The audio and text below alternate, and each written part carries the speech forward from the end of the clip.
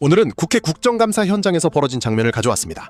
건설 현장 안전 관련 보고서 문제인데요. 내용도 내용이지만 이 장면 자체가 지금 대한민국 공공기관이 어떻게 돌아가고 있는지를 그대로 보여줍니다.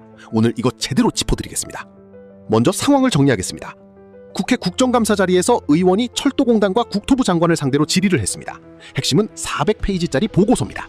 이 보고서에 건설 현장의 중요한 문제가 명확하게 기재돼 있었어요. 숨은 그림 찾기가 아니라 대놓고 한 페이지 전체를 할애해서 보고한 내용이었습니다. 그리고 법적으로도 정기 보고서를 매월 제출하게 돼 있어요. 보고가 이루어진 겁니다. 근데 문제가 뭐냐?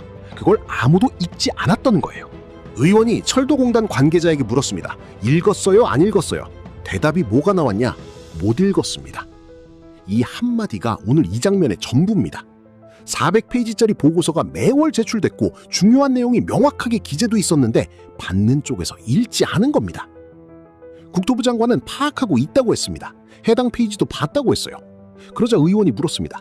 그러면 왜 숨은 그림 찾기라고 표현했냐고요? 장관이 현장에서 답변을 하기 시작했는데 이 과정에서 서로 말이 엉키고 목소리가 높아졌습니다.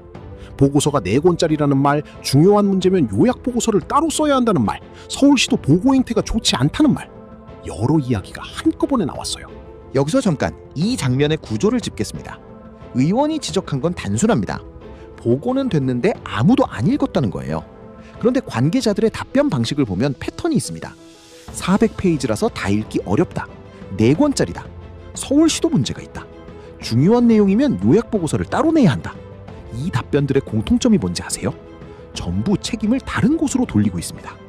400페이지가 많아서 못 읽었다는 건 보고를 받는 사람이 읽지 않은 걸 보고서 분량 탓으로 돌리는 거예요. 서울시도 문제라는 건 나만 잘못한 게 아니라는 희석입니다. 요약 보고서를 따로 내야 한다는 건 보내는 쪽 탓을 하는 겁니다. 이 구조, 사실 공공기관 감사 현장에서 반복적으로 나타나는 패턴입니다. 책임 분산, 책임 희석, 책임 전가, 이 3가지가 동시에 작동해요. 결국 아무도 핵심 책임을 지지 않는 구조가 만들어집니다. 의원이 핵심을 찔렀습니다. 이 사업이 누구 사업이에요? 국토부 사업입니다. 그러면 죄송하다고 해야 되지 않아요? 이게 국정감사의 핵심입니다. 관리감독의 최종 책임자가 보고서를 읽지 않았거나 읽었는데 조치를 안 했거나 어느 쪽이든 문제예요. 그런데 장관의 답변은 책임지겠다는 게 아니라 설명을 이어갔습니다. 보고를 못 받으면 어떻게 책임지냐는 의원의 질문에 보고를 받아야 책임진다는 논리로 맞섰어요. 이게 순환 논리입니다. 보고를 제대로 받는 시스템을 만드는 것도 장관의 책임이거든요. 건설 토목 현장에서 작업일지와 감리일지 이야기도 나왔습니다. 매일 작성하고 매일 읽어야 하는 문서예요. 이걸 한 달에 한 번 묶어서 보내는 구조 자체도 문제로 지적됐습니다. 매일 써야 하는 일지를 한 달치 묶어서 보내면 받는 쪽에서 실시간으로 문제를 파악하기 어렵습니다. 현장에서 문제가 생겨도 한 달 뒤에야 보고가 올라오는 구조예요. 건설 현장은 하루하루 상황이 바뀝니다. 그 현장을 한 달치 묶음으로 관리한다는 건 사실상 실시간 관리가 안 된다는 의미입니다. 이 장면이 보여주는 더 큰 문제를 짚겠습니다. 대한민국 공공건설 사업의 관리감독 시스템 문제입니다. 국토부가 최종 책임자고 철도공단이 시행기관이고 서울시가 관련 기관입니다. 이 3기관 사이에서 보고는 이루어졌는데 소통이 안 됐어요. 한쪽은 보냈고 한쪽은 안 읽었습니다. 이건 단순히 이번 한 번의 문제가 아닐 수 있어요.